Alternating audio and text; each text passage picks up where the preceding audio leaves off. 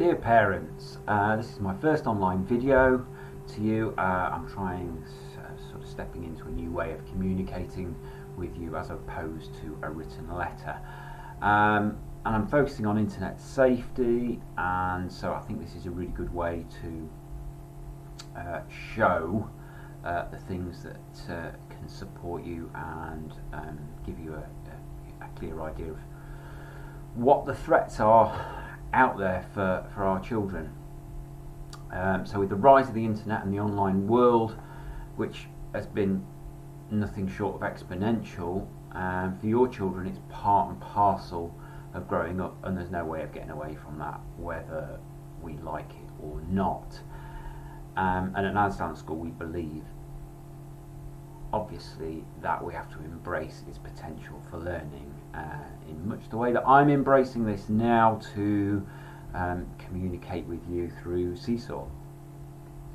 So you, like me as a parent, will be worried about the vulnerability of children, and as a teacher I am increasingly concerned by the threats that children are exposed to online. I know that in recent months, because of the restrictions and lack of clubs and swimming after school and the martial arts and cubs and rainbows and guides, beavers, rugby clubs, etc., that actually means children are probably spending more time online, and there is a danger that we start to normalise that, and so we have to be really, really careful. Enough said there, you know what I'm trying to explain. Now, as a parent, carer, you play a key role in keeping your children safe online. And you don't need to be an expert on the internet to do so, but you do need to be well informed of the latest apps, websites, threats and resources to help keep your children safe. There is, well, way too much for me to explain to you here, and frankly you'll probably get bored and switch off, so I just want to take up a little bit of your time to show you some of the most recent stats that you need to be aware of. Quite a massive scale of threat there. You know, in that red circle, 80,000 adults preying on children within the UK alone. You know, that is a massive issue, and of course these stats are what's recorded, what's known, and I'm sure you know the scale of this is changing all the time. It's massively worrying to see that victims, that 1/5 of those victims are in fact primary age pupils under the age of 11, and again, like I said, these are the ones that you know are being reported.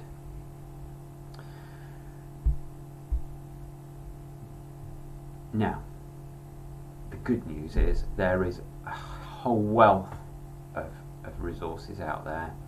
This is just one example. This is through the joint working of the NSPCC and O2, and it's called NetAware. This is just one particular page with one article, very relevant at the moment because this is talking about how to set up your child's device safely this Christmas. And I know that O2 and NSPCC have actually joined together, and they have pledged that they will, regardless of whether a product is bought from an O2 shop or not, that they will set up the parental controls on any device except Apple. For some reason they won't touch Apple, but any other device they will happily set that up for you. So I think that's really good. This site, NetAware, a really good one. Loads and loads on there.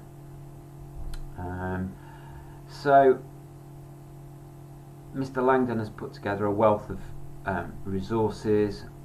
He's going to talk to you about those and show you the links so that you know where to go and what to look at.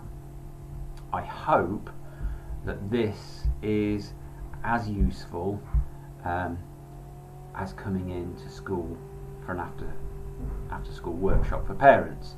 But obviously you can do this in the comfort of your home, and with the resources through this video that you can keep coming back to and drawing upon to ensure you're in touch with your child's online world and keeping them safe, and ensuring that you are both joined up in your thinking about the web, rather than at odds and in arguments over what you think they shouldn't be on and what they think they should be on, and so keeping you both aligned and educated about what there is out there. Okay, thank you very much. Okay, so this is the Staying Safe Online document that I've put together. 3 links here to take you to 3 different videos highlighting the importance of staying safe online, how to stay safe, why we need to stay safe. The second one here is one that we've watched in school with the children, and it encourages them to think about the information they're putting out online, what they're giving away about themselves, and who might be looking at it. And then down here I've put together a list of 6 of the top websites and resources that can be used. So first one is VPN Compare. Lots of statistics and information on this one, but the table of contents here will give you a kind of an overview. So you've got how children use the internet, the social media and platforms that they use, and some of the apps that they use and kind of what those apps do and the information they might need.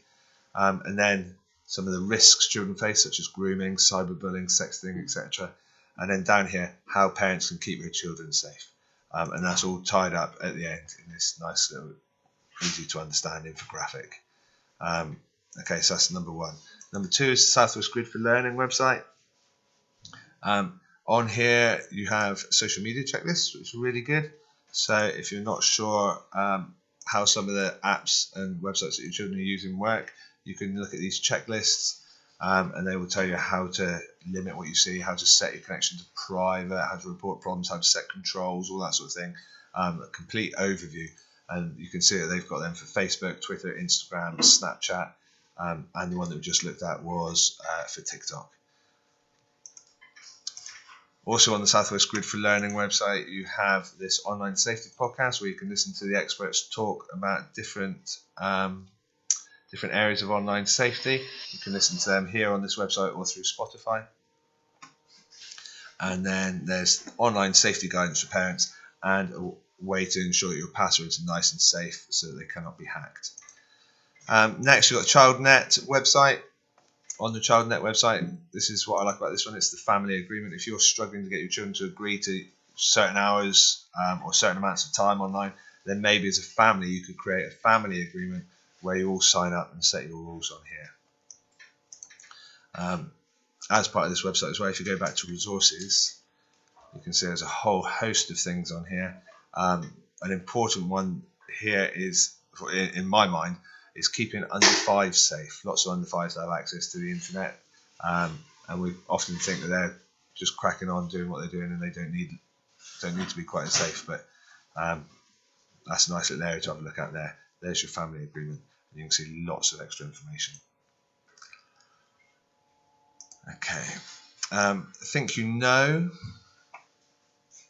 This is a good online safety website, and what I like about this one is there are films here that you can watch with your children, films about staying safe online, and home activity packs. So if you're not sure how to address some of the issues, then you can download some of these activity packs. You can see you've got different, each pack addresses a different area of staying safe online, and then there's a section here on how to support your child at home. Okay. The NSPCC have got information here on how to keep children safe in all areas, in all parts of life, but their online safety part is what we're here for. So you can see this is split down into 9 sections, and you can go into any of these and find out all the information you need. Okay, yes, so that's the NSPCC, and the NSPCC I think have linked up with O2. So if you're unsure how to set up any of your parental controls on any device apart from Apple, you can take them into an O2 store and O2 will sort them out for you free of charge. And then the final one here is Common Sense Media. This is a good one. If you're unsure of the sort of apps or programs or films that your children are watching online, you can just research them here and find out how safe they are. So for example, I know lots of children in my class are using Roblox. I don't know anything about it, so I can click on here and it'll give me kind of an overview, what parents need to know, a bit of information. This one, for example, you can see it says there's been reports of users thwarting the chat and exchanging inappropriate messages that feature sexual content, violence, adult language. So that's something to think about there. Another game I know they play quite religiously is Fortnite, so I can have a look at that and find out lots of information. Oh, wrong one. Find out the information I need. There we go. Let's go back.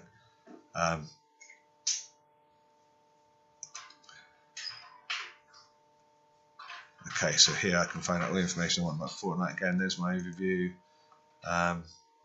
One thing I found out is that children are quite often encouraged to spend money through this app, so make sure you've got your controls set tight for that, otherwise it could cost you a pretty penny. But yeah, Common Sense Media, brilliant website for finding out information about the apps and the programs that your children are using online. So there you have it. That is our Staying Safe Online document. The first 3 videos here to help hopefully raise awareness of the problem, and then the next 6 links here, these websites on how to counter the problem or prevent it. So lots of different ways and resources and activities to stay safe online. Okay, I hope that helps. See you soon.